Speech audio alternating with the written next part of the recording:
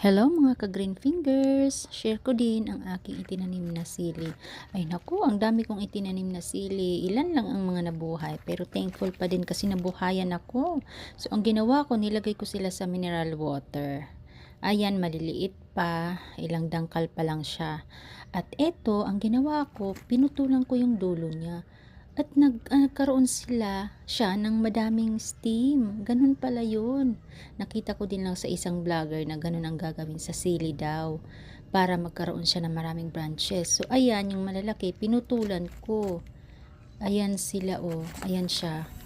Oh, ang dami na niyang branches. Kahit maliit pa lang.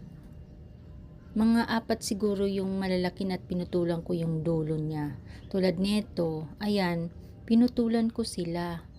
Ay, ganun pala yung gagawin sa sili, sa dulo yung putol mo.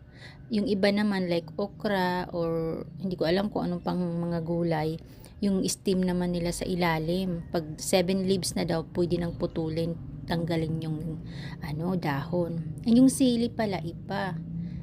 Yung pinakadulo niyang dahon sa taas, sa tuktok, yun ang puputulan mo para sa ilalim magkaroon ng madaming steam. Ayan po ang aking mga tanim na sili. Ilan din yan, madami-dami din. 1, 2, 3, 4, 5, 6, 7, mga 11 siguro na mineral water. Thank you for watching.